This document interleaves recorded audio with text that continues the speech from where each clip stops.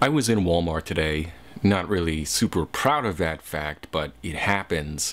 I was strolling through the store and I looked at the book magazine section, and if you've ever been to the book section of Walmart, it's heavily Christian bent.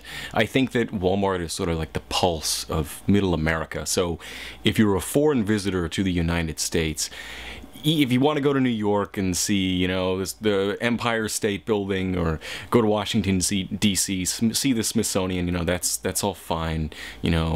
Go see Statue of Liberty, all that. But you should check out a Walmart, because I think that will probably give you more of an indication of American society than any of these tourist traps or anything like that. But my point is that Walmart, being a southern company and being a middle America company, much of their book section is devoted, it has a Christian bent, and under the inspirational section, it's pretty much all Christian literature, copies of the Bible, the sort of televangelist, self-help type Christian gurus like Joyce Myers and that sort of stuff. And apparently, there's this new trend in Christian romance novels, I guess they are, which they're calling, and I found this after research on the internet, and by research I mean Google search, but this new genre of Christian romance novel is apparently called the Bonnet Fiction.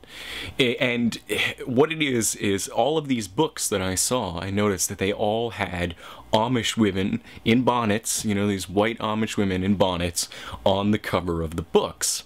And I was like, what is people's sudden obsession with the Amish, and why evangelical Christians' obsession with the Amish?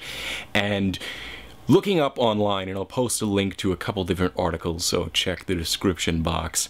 Basically, this is like the new form of escapism for white middle-class evangelical women, is to read these atavistic, idealistic novels that are set in Amish communities, because they're supposed to be more family-oriented and agrarian and godly and all that stuff. And so, if you were ever wondering, how do I write a sort of PG romance novel that's believable? Well, you can't really go with a modern setting and the modern trends in romance novels, apparently, according to these articles, because it's all going towards raunch, and, everybody's having all sorts of domestic problems in the modern world. You just got to get rid of that. You want this idealistic fantasy, so apparently the answer is go Amish with your story. And I think this really sort of is a window into the psyche of fundamentalist evangelical Christian America, that they have this really idealistic notion of the past, or of more simplistic times or cultures, and they kind of want to retreat into that, at least in terms of their entertainment escapism.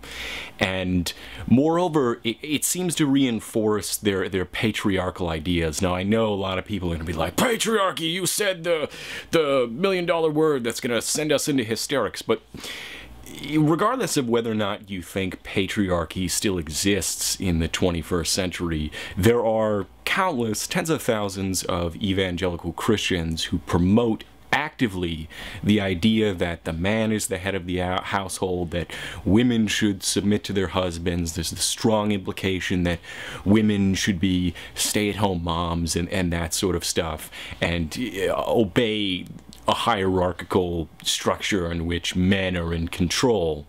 And so, in a way, that's another part of their escapist fantasy. All these books are someone's daughter, and the quilt maker's daughter, and the shopkeeper's daughter. Everything's daughter in all these romance novels, and with the young woman getting married, of course. I'm sure. Well, maybe I'm stereotyping, but I imagine, given that they're romance novels, it's usually the way it goes, and it's their way of interjecting their sort of value system into a setting that the readers will find believable, because apparently just the modern world and their evangelical ideas are just too incompatible, where the story would be unbelievable if they tried to set it in modern society, which again I think says something about the sort of state and psyche of that religious movement that they can't even plausibly describe and realize their own ideas in the modern world.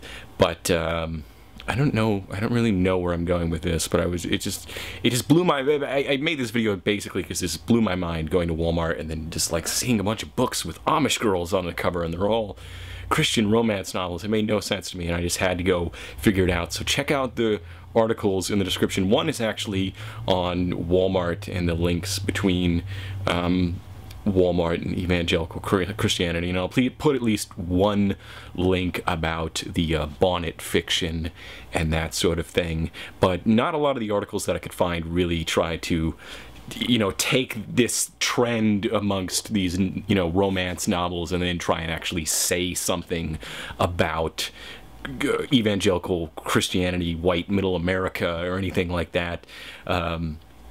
Maybe if I really sat down and thought about it, I could say something more insightful about this than I already have said. But if you have any insight into what, if you've ever even heard of this, or you have any insight into why these you know, novels about Amish people have suddenly become so popular with evangelicals, then please make a video response, leave a comment, tell me, because it's baffling and interesting at the same time.